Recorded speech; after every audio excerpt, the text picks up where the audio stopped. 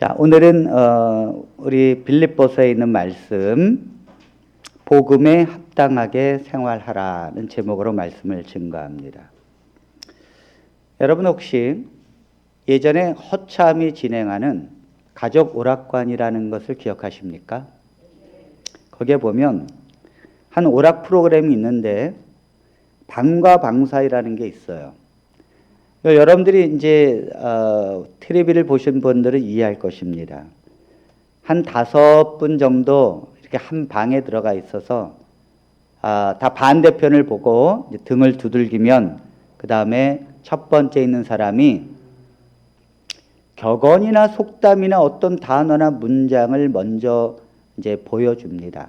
그러면 그걸 보고 말을 하지 않고 몸짓으로 설명을 하는 거예요. 그래 뒤에 있는 사람에게 돌아서서 설명을 하면 맨 마지막에 있는 사람은 그 설명을 듣고 그 단어나 문장을 맞추는 것입니다. 그런데 이제 하다 보면 한 2번째에서 3번째로 넘어가다 보면 우리가 보기에도 이게 뭔가 좀 잘못되고 있어요. 우리는 답을 알고 있거든요. 그런데 점점 가면 갈수록 이 몸짓의 표현이 변질되기 시작하고 3번째 정도 가면 조금 불안하다가 4번째 정도 가면 아유 이제 큰일 났구나 이런 생각을 합니다. 아니야 다를까 5번째 사람이 결국 마지막 설명을 했는데 6번째 있는 사람이 맞출까요 못 맞출까요? 못 맞춰요. 엉뚱한 대답을 합니다.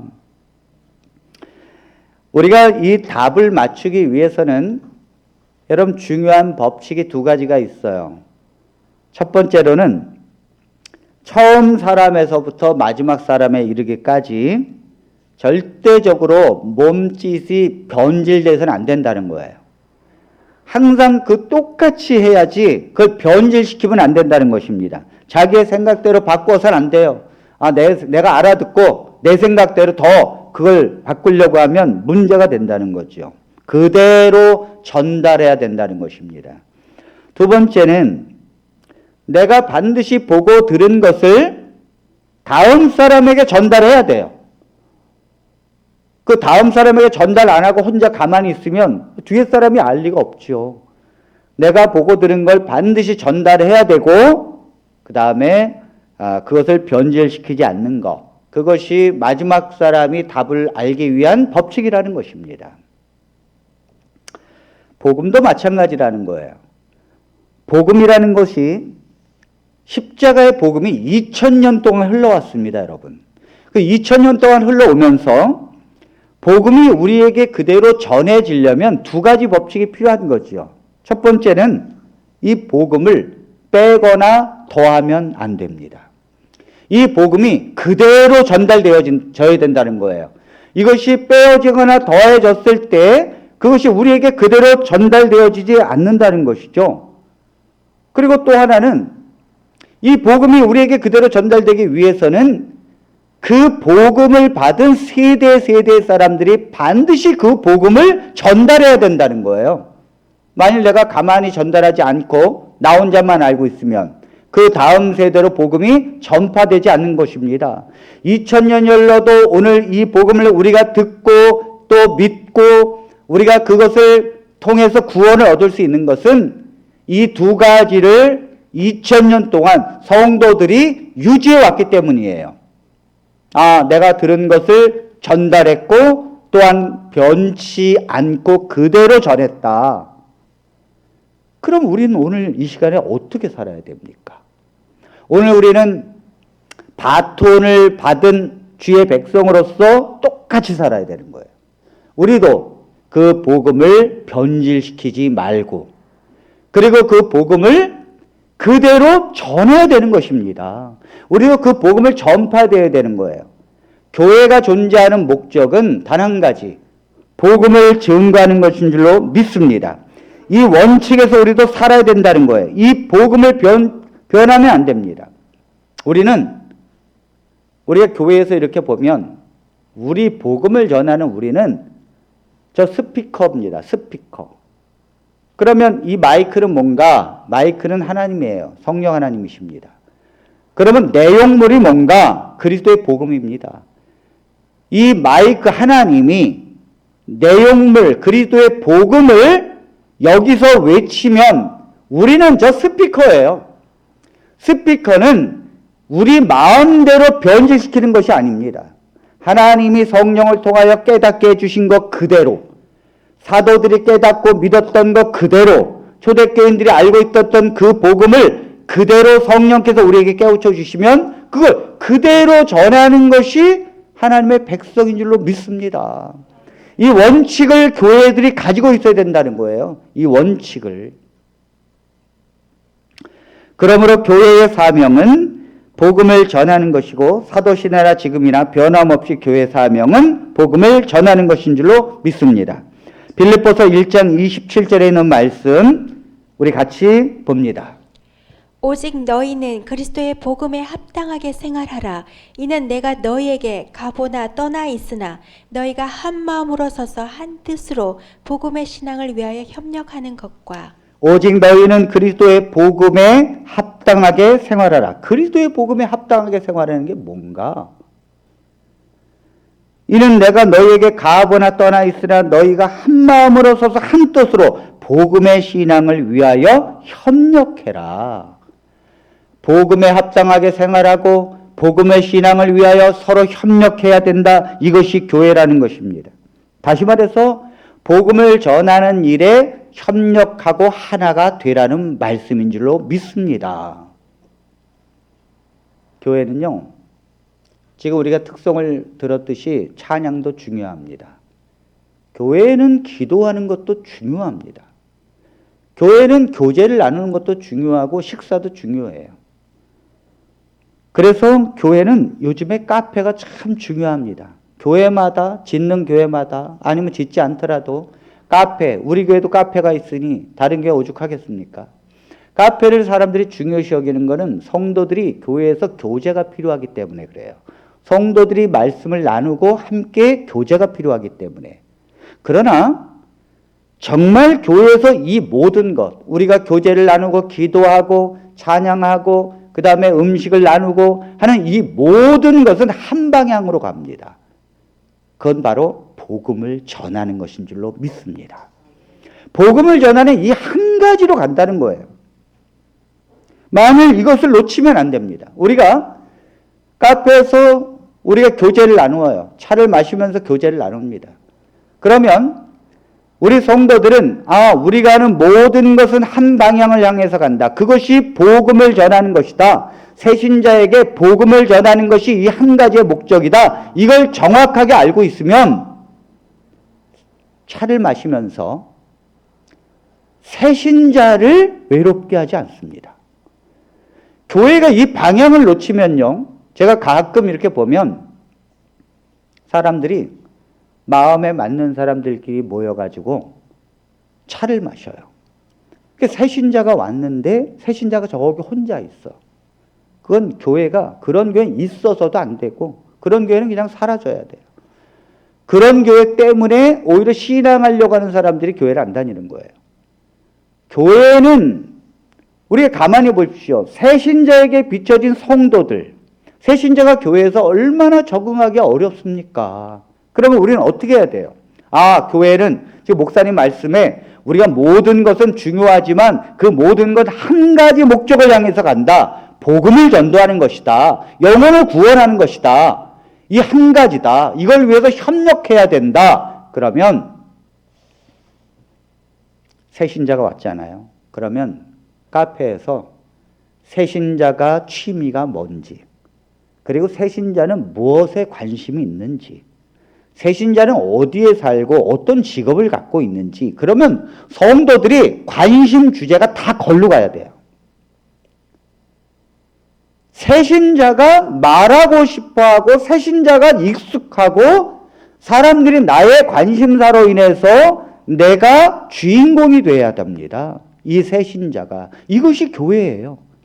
이것이 되지 않으면 새신자는 오늘 얘기를 나누는데 무슨 내용인지 알 수가 없어. 새신자는 끼어들래도 끼울 수가 없어. 다 교회 얘기고. 아니라는 거예요.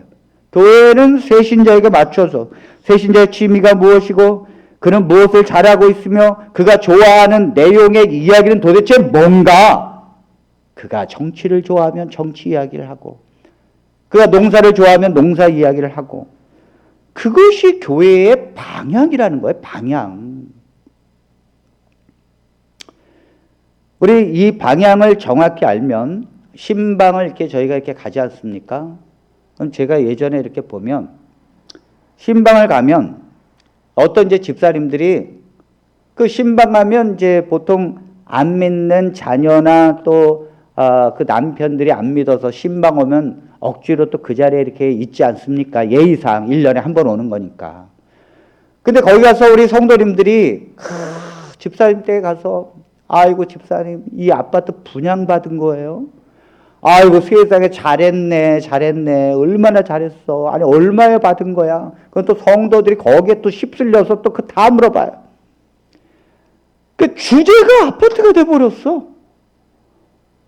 지금 우리가 지금 아파트의 성도의 집에 지금 신방을 간 이유가 뭐예요? 복음전도예요. 복음전도. 복음전도면 목사님의 말씀을 할 수 있게끔 주제가 그 말씀으로 가야 될 줄로 믿습니다. 그래서 어떤 성도들은 아파트 거기에서 또 나도 분양할 걸 나도 몰랐네 나는 왜 이렇게 살아 하면서 거기서 신세 타령을 하네. 아주 제가 어떨 때는 아주 너무너무 가슴이 아프다니까요. 이게 도대체 이게 신방을 간 건지 놀러 온 건지 아니면 신세 타령을 했는지 알 수가 없어요. 이게 다 왜 그래요? 방향을 잃어버렸기 때문에 그래요. 교육이 안 돼 있어요. 교회가 전혀 왜 신방을 하는지를 전혀 몰라요. 또 어떤 집에 갔더니 우리 성도님이 그래요. 대학에 서울대에 합격해가지고 우리 성도들이 아이고 세상에 서울대 이번에 들어갔느냐고 축하한다고 축하한다고. 거기까진 괜찮았어요. 아이고 내 아들 이 녀석은 지방대학도 떨어져가지고 아이고 그래 재수를 해야 되나 이거 어떻게 해야 되나 내가 교회를 가지 않고 학원을 보낼 걸 내가 이거 괜히 내가 이거 해가지고 거기서 또 이런 얘기를 하는 거예요. 그러니까 이 성도님들이 신방을 가는데 군사가 아니야. 군사가. 성도들은요. 함께 목사님과 함께 신방을 가지 않습니까? 그러면요. 군사예요. 군사. 목사님이 돌격 앞으로 하면 돌격 앞으로 하는 것이고 후퇴하라 그러면 후퇴하는 것이고 조용히 하라면 조용히 하는 것이고 이제 말씀을 전하십시오. 그러면 말씀을 전하는 거예요. 그럼 우리 성도님들 어떻게 해야 됩니까? 신방을 갔어요. 먼저 물어봐야죠. 아파트 분양받았으면 칭찬해 줘야죠. 아이고 세상에 잘했다고 잘했다고 잘했다고. 얼마나 이 분양받는 게 복이냐고. 하나님의 복이라고. 그리고는 신앙의 방향으로 틀어야 돼요. 틀어야 돼요. 아이고 하나님께서 이 분양을 받게 했으니 얼마나 기쁘냐고. 오늘 목사님께서 그 말씀을 주시는 것이 정말 은혜가 되길 원한다고. 그러면서 말씀으로 틀어야 합니다. 아멘. 왜요? 같은 목적을 향해서 가야 된다니까요. 같은 목적을 향해서. 대학에 서울대학에 합격했어요. 그러면 내 아들 신세 타령하지 말고 아이고 축하한다고 너무 축하한다고. 아무개 집사님 아들이 이번에 서울대학 들어갔으니 이제는 꼭 교회 같이 나오세요. 꼭 이제는 기도하게 해야 합니다. 그러면서 신앙으로 틀어질 줄로 믿습니다. 이 방향이 되어 있는 교회가 성장하고 부흥하는 거예요. 이 교육이 되어 있어야 된다는 것이죠. 자, 그러므로 오늘 우리는 복음에 합당하게 생활하라 이 말씀은 내가 복음을 믿고 이 복음을 전하기 위해서 서로 협력하고 그리고 우리가 복음을 전도하는 것이 교회의 사명이라는 걸 잠시도 잊어서는 안 된다는 것입니다. 아멘. 근데 왜 우리는 복음을 전하려고 하질 않을까요? 내가 복음을 못 믿었기 때문에 복음을 전하지 않을까? 아니에요. 그럼 내가 왜 복음을 전하지 않을까? 대부분의 성도들이 복음을 전하지 않는 이유는 복음을 전해봤는데 복음을 전하니까 핍박이 오더라는 거예요. 복음을 전하니까 사람들이 감사합니다. 내게 복음을 주셔서 너무 감사합니다. 이렇게 했으면 왜 안 전하겠어요? 그런데 복음을 증거를 하면 핍박하고 오히려 나를 대적한다는 거예요. 그러니까 내가 왜 복음을 증거해서 내가 왜 핍박을 받고 왜 내가 대적을 받는가? 내가 그 손해보는 일을 왜 하는가? 그래서 성도들이 복음을 전하지 않는다는 것입니다. 그러나 오늘 주님은 말씀하십니다. 복음을 전하면 반드시 핍박과 대적이 있다는 것을 알아야 합니다. 알아야 합니다. 빌립보서 1장 28절에 이렇게 말씀하십니다. 무슨 일에든지 대적하는 자들 때문에 두려워하지 아니하는 이 일을 듣고자 함이라. 이것이 그들에게는 멸망의 증거요 너희에게는 구원의 증거니 이는 하나님께로부터 난 것이라. 네, 하나님의 복음으로 협력하고 교회가 이 일을 위해서 복음을 전도하게 되면 반드시 대적을 받는다는 것입니다. 여러분, 바울이 왜 감옥에 들어갔습니까? 복음 때문에 그렇습니다. 왜 요한이 반모섬에 유배당했습니까? 복음을 증거했기 때문이에요.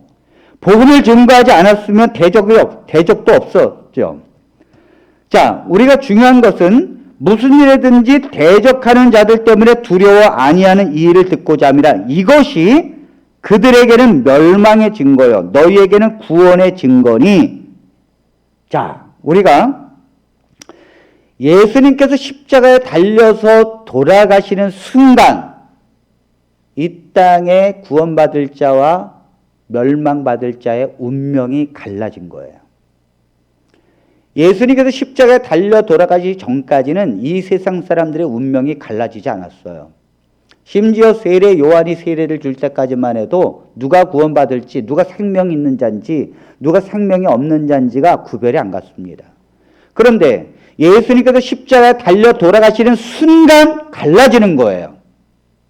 왜냐하면 예수님을 믿는 자는 그 즉시 하나님의 자녀가 되는 권세를 얻고 예수님을 믿는 자는 그 즉시 구원을 얻고 사망에서 생명으로 옮겨지며 그 시민권이 하늘에 있습니다. 그러나 예수님을 믿지 않는다는 그 이유 하나가 그가 벌써 세상에서 심판을 받은 것인 줄로 믿습니다. 그러므로 사람의 운명은 어디에서 결정나는가 하면 예수님이 십자가에서 돌아가시는 순간 그것을 믿는 자는 생명으로 그것을 거절하는 자는 멸망의 운명이 결정되어지는 거예요. 우리가 복음을 증거하는 순간 그 사람의 운명이 결정되어진다고요. 우리가 복음을 증거하기 전에는 그 사람의 운명이 결정되어지지 않아요. 그러나 우리가 복음을 증거하는 순간 그 사람이 그것을 받아들이면 하나님께서 이 사람은 구원을 주기로 하나님이 결정하셨구나. 단순하게 생각합니다. 이 사람에게 복음을 증거했더니 대적을 해요. 그럼 이 사람은 멸망받을 자구나.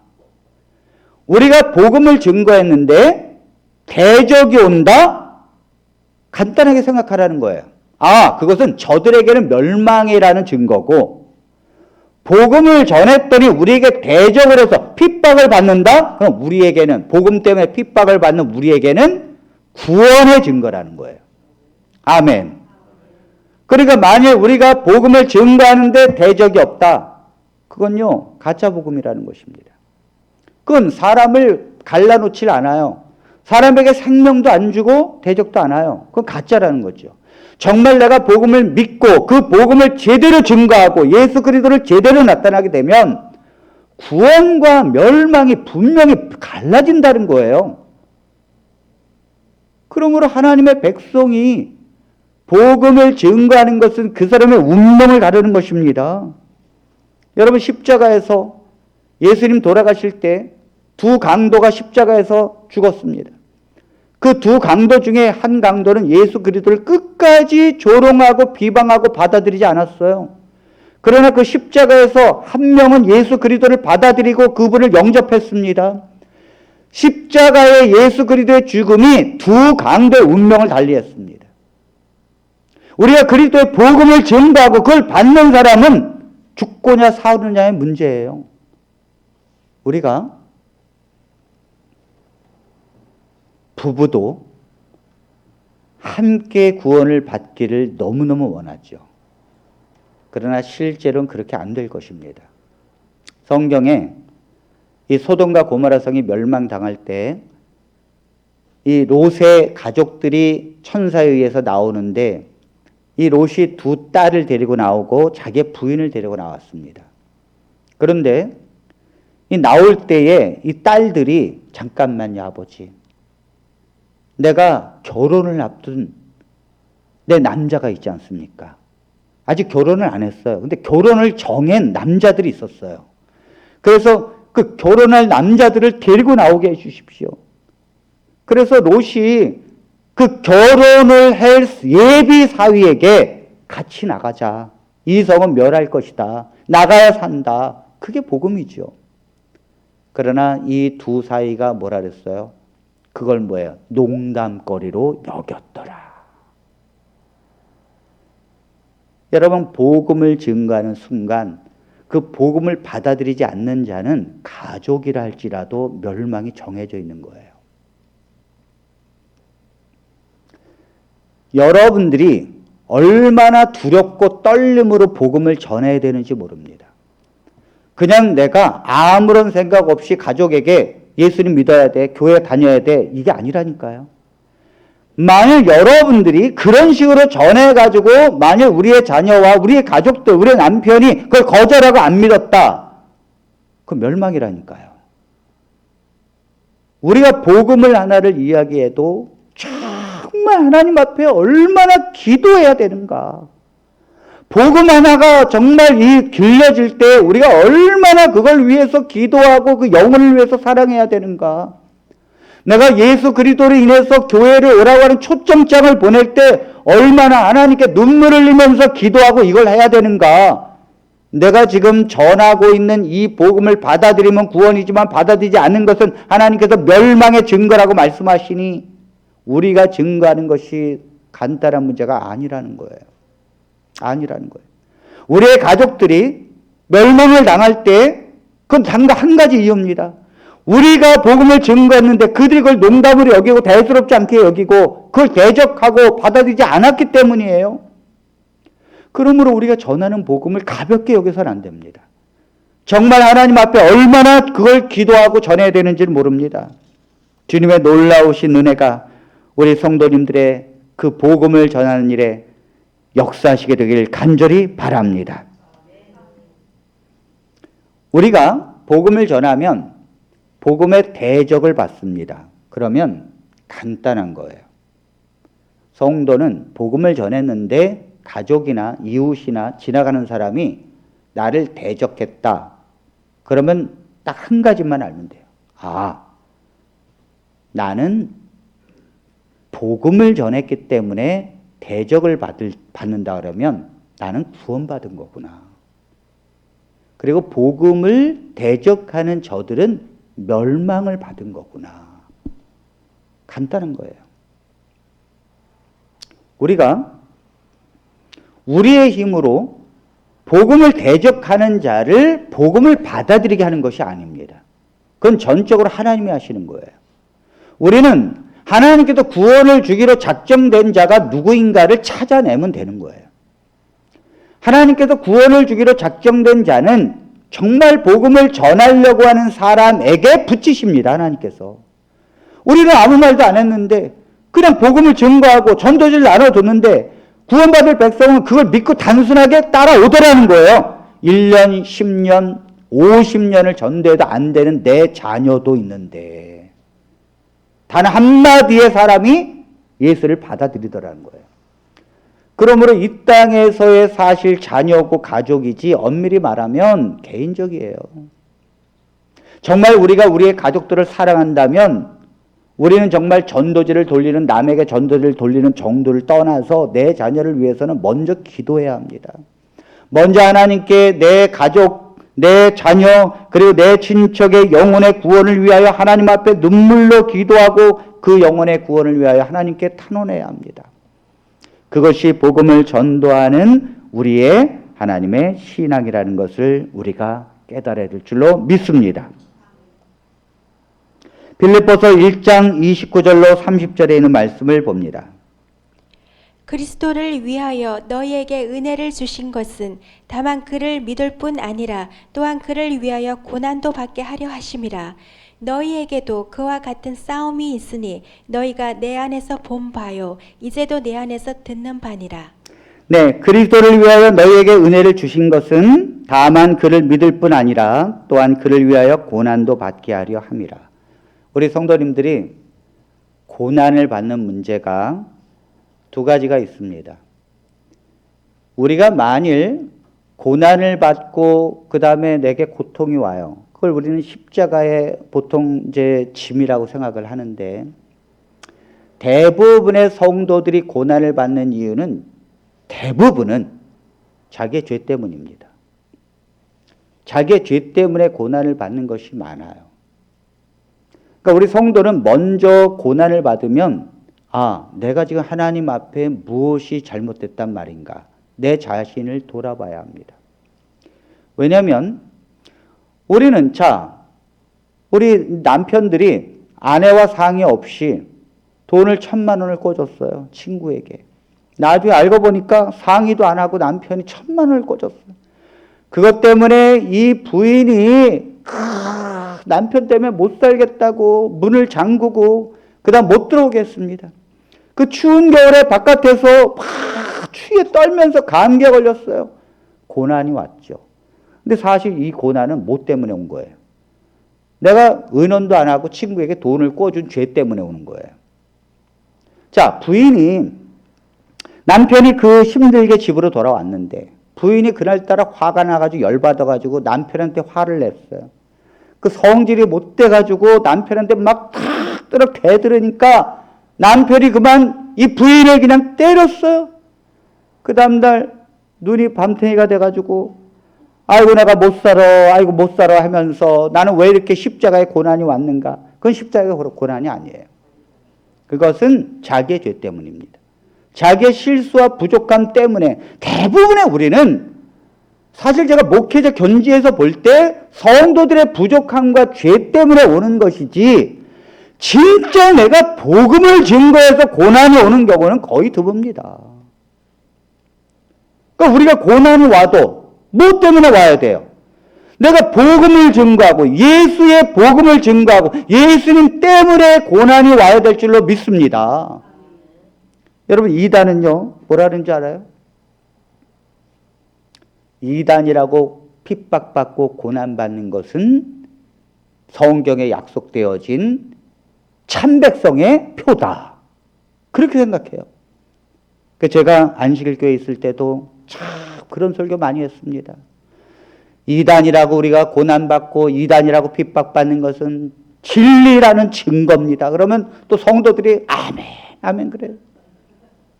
놀라운 건요, 이단은요 공통적인 교리를 갖고 있어요. 공통적인 교리. 이게 안식일 교회만 있는 줄 알았더니 신천지에도 있고 정명석 거기에도 있고 여화증에도 있고 통일교회도 있고 안산후 증인에도 다 있어. 똑같은 성경절을 갖고 똑같이 활용합니다. 근데 잘 보십시오. 안식일 교회나 여호와의 증인이나 신천지나 안사령 증인회나 JMS 정명석이나 그들이 이단을 받고 핍박을 받는 이유가 뭡니까? 거짓 교리, 거짓 선지자, 거짓 교주, 거짓 율법, 이런 것 때문에 이단의 핍박을 받는 거예요. 근데 여러분, 이것은 실제 이단이에요. 뭐 때문에 핍박을 받아야 되는가 하면 예수님처럼 복음 때문에 율법주의자들에게서 핍박을 받는 것이 진리입니다. 아멘입니까? 바울이 나사렛 이단의 괴수다. 너는, 사람들이 그랬어요. 바울 보고 너는 나사렛 이단의 괴수다. 그러니까 나사렛 이단이 누구예요? 예수님이거든요. 그 예수님, 나사렛 이단이 예수님이고 예수님을 믿는 그 중에 우두머리가 바울 너다. 바울이 뭐 때문에 나사렛 이단의 괴수라는 이단의 지목을 받습니까? 복음 때문이에요. 복음. 복음을 가지고 있고 복음을 믿는 자가 율법주의자들에게서 이단이라고 주목을 받는 거예요. 그러나 복음을 가진 자가 진리라는 거죠. 아멘입니까? 우리는 내가 만일 율법 때문에 우리가 고난을 받아요. 핍박을 받아요. 내가 성경에도 없는 거짓 교리를 전하기 때문에 핍박을 받고 우리에게 이단이라고 그래요. 그럼 실제로 이단입니다. 그것은. 그러나 내가 예수 그리스도를 믿어요. 그분을 높여요. 그 예수 그리스도 한 분만 높이고 그분의 십자가의 복음만 외쳐요. 그런데 이단이래 우리 보고. 그럼 그들이 뭐예요? 이단이라니까요. 그렇게 판명하는 거예요. 그러므로 우리가 예수 그리스도를 전하고 그분을 높이고 그리스도의 십자가만을 드러나는데 그건 복음이 고난을 받고 핍박을 받는다. 그것은 우리 자신이 구원받은 하나님의 백성인 줄로 믿습니다. 그것을 대적하는 그리스도의 십자가와 그 복음을 대적하는 것은 멸망의 증거라는 거예요. 그러므로 예수 그리스도만을 높이고 예수 그리스도의 복음만을 전하는 자를 여러분들은 이단이라고 말하면 안 됩니다. 여러분들은 그들을 핍박하면 안 됩니다. 그들이 어디에 있든지 그들이 그리스도를 높이게 될 때는 핍박하면 안 돼요. 그것은 그들의 복음을 증거하기 위한 하나님의 사역인 줄로 믿습니다. 자, 그런데 여기 29절에 보니까 너희에게 주신 것은 다만 그를 믿을 뿐 아니라 또한 그를 위하여 고난도 받게 하려 하심이라. 우리가 복음 때문에 고난을 받는 것은 예수님 때문에 예수님을 위하여 고난을 받는 것입니다. 아니 목사님, 어떻게 우리가 고난을 받는 것은 예수님을 위하여 고난을 받는 것입니까? 예수님께서 십자가의 고난을 당하실 때, 그 십자가의 고난을 당하실 때 예수님은 가장 외로우셨어요. 사단이 예수 그리스도가 십자가의 고난을 당하실 때 아버지 하나님도 등을 돌리시고 그 죄에 대한 진노를 퍼부으실 때 제자들도 다 떠나가고 5,000명을 먹이시고 12강조를 남긴 이 백성들도 다 사라지고 사람들은 예수님께 병 고친 사람들도 다 사라졌습니다. 아무도 예수님의 십자가 달려 돌아가실 때 옆에 있지 않았어요. 그때 사단이 예수 그리스도 너가 십자가에서 달려 죽지만 누구를 구원해낼 수 있겠느냐? 너의 고난이 누구를 구원해낼 수 있겠느냐? 지금 너를 사랑하는 자가 여기에 누가 있느냐? 예수님은 홀로 외롭게 십자가의 고난을 지시고 돌아가신 것입니다. 그런데 이런 사단의 유혹은 지금도 여전히 진행되고 있어요. 예수 그리스도의 십자가의 고난을 통해서 복음이 탄생됐는데 이걸 믿는 자가 도대체 누가 있느냐? 이것 때문에 고난을 당한 자가 도대체 누가 있느냐? 이것 때문에 기뻐하고 이것 때문에 정말 복음을 외치는 자가 누가 있느냐? 만일 우리가 그 복음을 전해서 고난을 받고 우리가 핍박을 받는다면 그리스도의 십자가를 영광되게 만드는 것인 줄로 믿습니다. 그것이 하나님을 위한 거예요. 그것이 그리스도의 십자가를 헛되이 만들지 않는 것이에요. 놀라우신 이 은혜가 우리 모든 성도님들의 삶 속에 있게 되기를 간절히 바랍니다. 자, 그렇다면 우리는 어떻게 살아야 될까? 빌립보서 2장 1절로 4절입니다. 그러므로 그리스도 안에 무슨 권면이나 사랑의 무슨 위로나 성령의 무슨 교제나 긍휼이나 자비가 있거든 마음을 같이하여 같은 사랑을 가지고 뜻을 합하며 한 마음을 품어 아무 일에든지 다툼이나 허용으로 하지 말고 오직 겸손한 마음으로 각각 자기보다 남을 낮게 여기고 각각 자기 일을 돌볼 뿐더러 또한 각각 다른 사람들의 일을 돌보아 나의 기쁨을 충만하게 하라. 네, 여기 그러므로는 2장 1절로 4절이지만 사실 아까 전에 있는 말씀을 이어가는 것입니다. 원래 성경은 장별의 구별이 없어요. 다시 말해서 우리가 고난을 받는다. 복음을 증거해서 고난을 받는다. 그럼 정말 복음을 증거하는 모든 성도들은 다 말을 안 해서 그렇지 고난 속에 있다는 거예요. 그리스도 때문에 핍박을 받는다는 것입니다. 그렇다면 교회에서 모든 성도들을 볼 때 교회 안에서 어떻게 해야 되는가? 이 말씀이에요. 그러므로 그리스도 안에 무슨 권면이나 사랑의 무슨 위로나 성령의 무슨 교제나 긍휼이나 자비가 있거든 마음을 같이하여 같은 사랑을 가지고 뜻을 합하여 한 마음을 품어 아무 일에든지 다툼이나 허용으로 하지 말고 오직 겸손한 마음으로 각각 자기보다 남을 낮게 여기고 각각 자기 일을 돌볼 뿐만 아니라 또한 각각 다른 사람의 일을 돌보아 나의 기쁨을 충만하게 하라. 교회가 뭔가 하면 교회는요 성도를 바라볼 때 그 성도가 복음 때문에 세상에서 핍박을 받고 고난을 받는다는 걸 알아야 돼요. 그 성도가 예수님을 믿고 예수님을 증거하는 것 때문에 괴로움과 역경이 있다는 것을 알아야 합니다. 누가요? 모든 사람이. 그러므로 교회는 성도를 어떻게 봐야 되는가 하면 내가 복음 때문에 핍박을 받고 복음 때문에 내가 어려움을 당했어요. 나뿐만 아니라 모든 사람이 말을 안 해서 그렇지 똑같은 고난이 있다는 거예요. 그러므로 세상에서 이런 고난을 당하고 복음 때문에 핍박을 받고 대적을 받는 성도가 교회에서 어떻게 살아야 되는가? 서로를 뭐예요? 감싸주고 챙겨야 된다는 거예요. 지금 바울은 감옥에 있으면서 내가 감옥에 있는 것은 복음을 증거했기 때문이다. 또 너희들도 복음을 증거하니 너희들도 같은 고난을 당한다는 걸 내가 안다.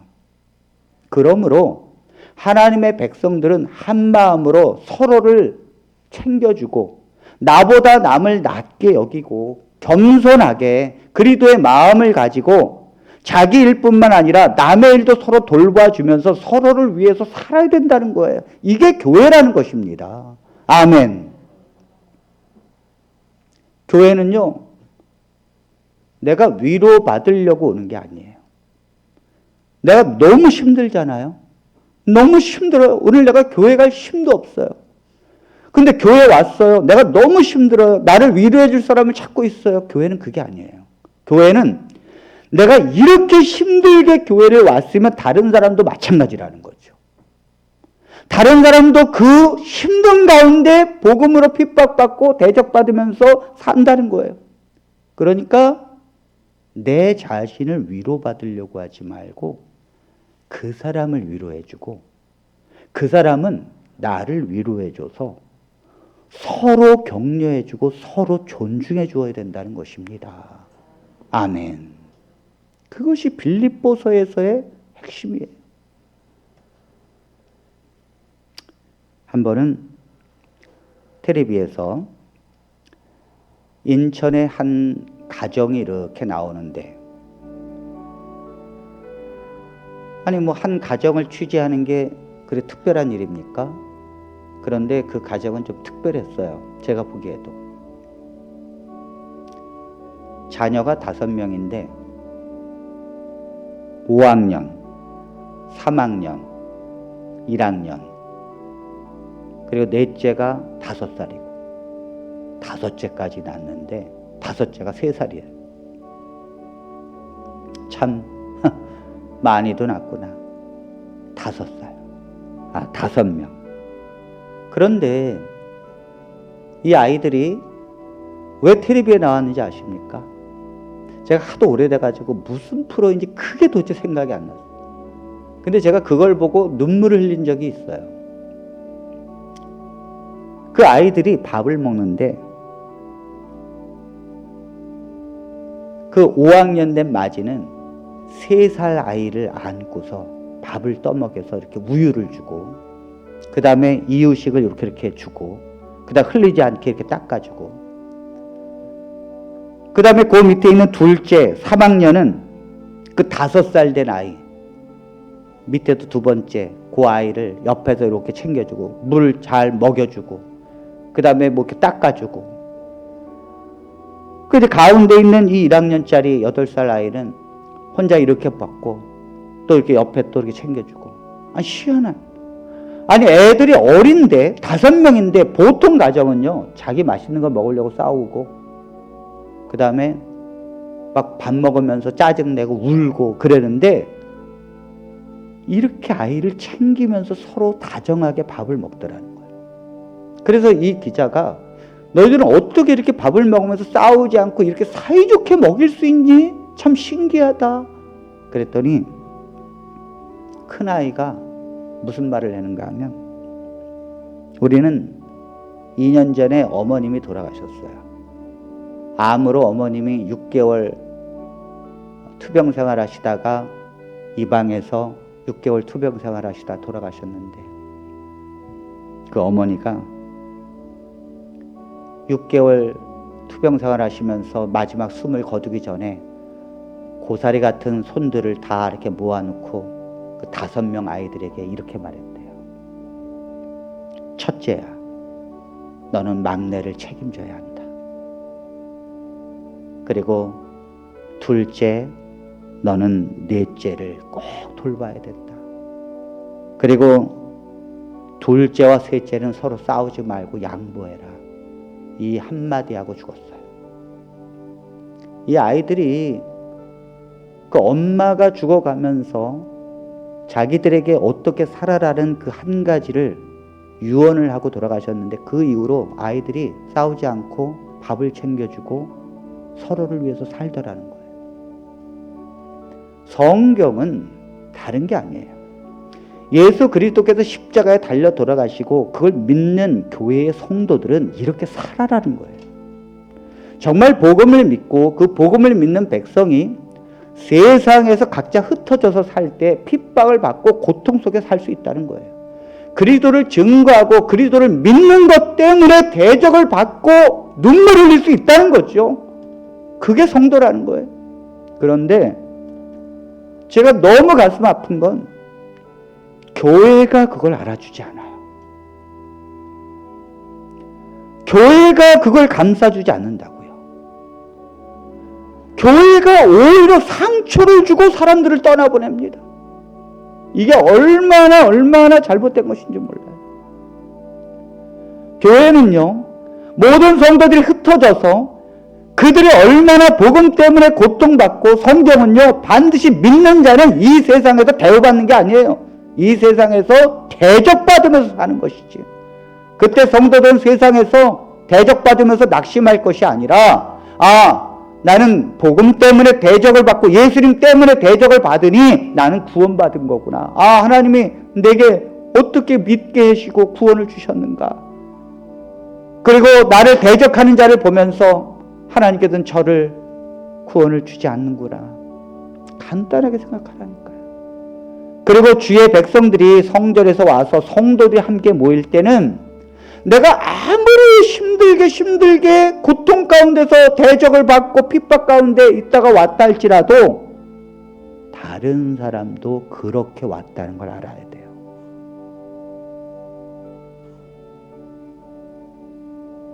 그래서 저 사람이 내게 무슨 말을 해도 저 사람이 힘들어서 그렇구나. 힘들어서. 그를 위해서 기도해주고 나보다 더 저 사람을 돌보고. 이게 교회라는 거예요. 복음을 믿는 교회의 형상. 그런 교회의 형상이 우리 교회가 되기를 간절히 바랍니다. 우리 교회는 그러한 모습이 흐트러지지 아니하고 언제나 성도들이 복음으로 인하여 기뻐하고 대적받는 것으로 인하여 오히려 기뻐하고, 교회에서는 성도들을 서로 돌보고 하나님의 은혜 가운데 성도를 위하여 기도하고 서로를 위해서 챙겨줄 수 있는 그런 아름다운 교회가 우리 교회가 되기를 간절히 바라면서 말씀을 마칩니다.